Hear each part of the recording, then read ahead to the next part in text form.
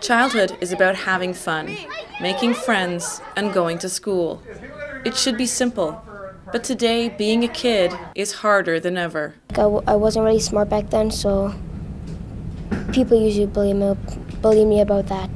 When I told the teacher, she said, just ignore it. She always said that when I get bullied. There's this girl that always bullied me for no reason. I don't know why. She would just roll her eyes at me, call me names. Bullying is clearly such a big topic that kids today are just desensitized to that. And what's happening is now every little incident that might happen, if a student pushes a student just casually or bumps into them in the hallway, they use the language, they're bullying me. And it's kind of lost its meaning in terms of what's really happening. Part of the problem is that we're not making students understand that bullying is really a persistent type of action. It's a persistent thing or a persistent nuisance that someone is causing you. The advent of Facebook and YouTube has changed bullying. It's out of the classroom and onto every screen, cell phone, and web page. The cyber world makes everything more dramatic because in the past, one of the other things that happens about bullying, we know, is that there's usually an audience. But in traditional bullying, as you remember, the audience would be one person or two people, classroom. At the very worst, it's going to be a few classrooms, right? In cyberbullying, the audience is first of all, it's much bigger, so it's much more humiliating in that sense. But the other thing is the repetition is different. The repetition is that it can be distributed anywhere, everywhere. So it shows up everywhere. Amanda Todd's suicide is an example of cyberbullying taken to the extreme. But does the media coverage of these cases do more harm than good? Every time you take a lonely kid and you turn them into this martyr, in a way, that shows all the attention and love and affection that this person never got in their real life. And these people who are now suffering alone, who have been bullied, say, boy, would I love that kind of attention. And what's the one way I can get it?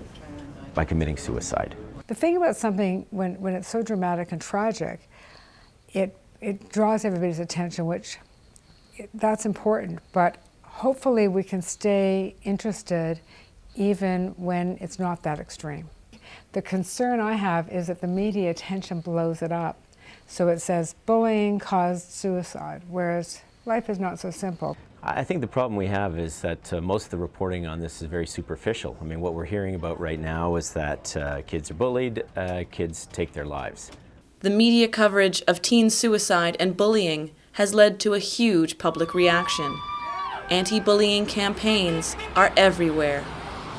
Pink Shirt Day is a high-profile anti-bullying movement that has widespread support, but not from everyone. Pink Shirt Day is like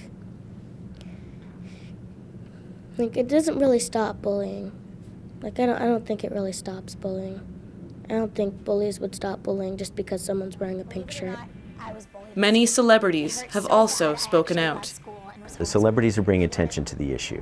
What that does is gets all of us talking. You and I are having this conversation about it right now. That's a good thing. That's a great thing. But make no mistake, the celebrities are not the solution.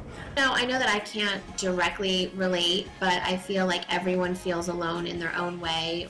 But despite the display of unity and support, helping kids after the fact doesn't prevent other kids from being hurt.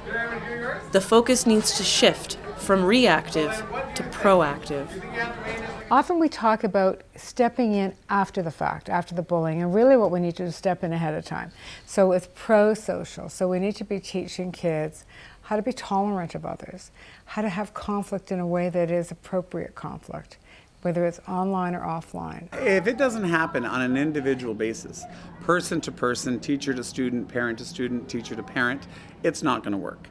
To be able to read it in a book or see it on a poster, that doesn't make any sense. It has to be the person to person. It's learning, it's teaching, and it's learning. So that's really what you want to do. You want to develop a culture where you stand up to the bullying, so you make it available, make it possible for peers to say that's not okay. And then you have to provide a supportive atmosphere and environment within the school and in the world to support those kids. Dr. LNFAO! Oh, yeah!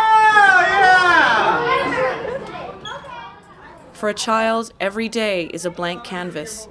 Their innocence, is society's responsibility. If you put badness into the world, badness will come back to you.